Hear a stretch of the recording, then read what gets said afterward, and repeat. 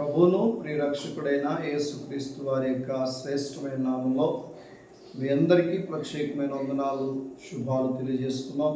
బాగున్నారా? దేవుని బిడ్డలారా, దేవుని వాక్యమును రోజు మనిషి విన్నప్పుడు లోక తలంపులు, లోక ఆలోచనలు రావు. అలాగే ప్రతిదినము ప్రార్థన చేస్తున్న వ్యక్తికి కూడా లోకములో ఉన్న కోరికలు తీర్చుకోవడానికి వెళ్ళలేడు.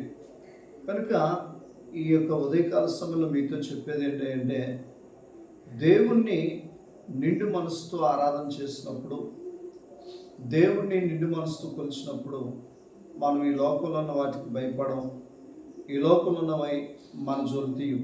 చూడండి, పరిశుద్ధ గ్రంథం యెహోషువ గ్రంథం 14వ అధ్యాయము 9వ వచనం. ఆ దినమున మోషే ప్రమాణము చేసి, నీవు నా దేవుడైన యెహోవాను నిండు మనసుతో అనుసరించుదువు గనుక నీవు అడుగుపెట్టిన భూమి నిత్యముగా నీకును నీ సంతానమునకును ఎల్లప్పుడూ స్వాస్థ్యముగా ఉండెనని.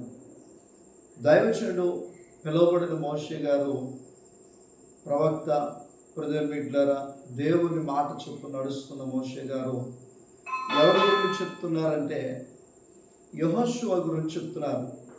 యెహోషువ గురించి ఏం చెప్తున్నారంటే, యెహోషువ, నీవు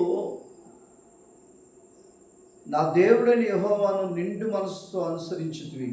ఏ మనసుతో? నిండు మనసుతో అనుసరించుతివి. ఈరోజు దేవుడిని నువ్వు ఎలా అనుసరిస్తున్నావు? సగం లోకాన్ని అనుసరిస్తూ, సగాన్ని దేవుని అనుసరిస్తూ, సగము ఆచారాలు, సగము దేవుడు. ఇలా ఉంది నీ జీవితం. అందరూ కాదు, కొందరు. కనుక ఇక్కడ మోషే చెప్తున్న సాక్ష్యం యెహోషువ గురించి, నీవైతే నిండు మనసుతో అనుసరించావు కనుక నీవు అడుగుపెట్టిన భూమి నిత్యముగా నీకును నీ సంతానమునకు ఎల్లప్పుడూను. చూసారా, నీవు నిండు మనసుతో అనుసరించినందుకు నువ్వెక్కడ అడుగు పెడితే ఆ భూమి నీకు నీ సంతతికి ఏమవుతుందని చెప్తూ ఉన్నారు. ఎల్లప్పుడూ స్వాస్థ్యంగా ఉంటుందని చెప్తున్నాను. ఈరోజు మనము ఆశీర్వాదకరంగా ఉండలేకపోవటానికి కారణం నిండు మనసుతో దేవుణ్ణి అనుసరించలేకపోతున్నాం. కొంత లోకముతో, కొంత మనుషులతో, కొంత దేవునితో ఉంటూ ఉన్నాం. అలా కాదు, యెహోషువ ఉన్నట్లుగా మనము కూడా నిండు మనసుతో దేవుణ్ణి అనుసరిద్దాం.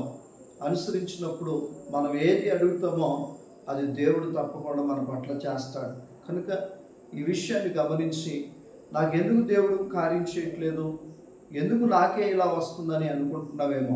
కానీ దేవుడి వాక్యం చెప్తుంది, నీవు ఇంకా నిండు మనసుతో ఆయన అనుసరిస్తే యెహోషువకు తోడై ఉన్నట్లుగా, మోషేకు తోడై ఉన్నట్లుగా నేడు మనకు కూడా తోడై ఉంటాడు. కళ్ళు మూసుకుందాం, ప్రార్థన చేసుకుందాం. పరిశుద్ధుడా, ప్రేమ నమ్మకం కలిగిన యేసయ్య, ఈ అనుదిన ప్రార్థన ద్వారా ప్రజలు విడుదల పొందినట్లు, స్వస్థత పొందినట్లు, వారు రక్షణ పొందినట్లు సహాయం చేయండి.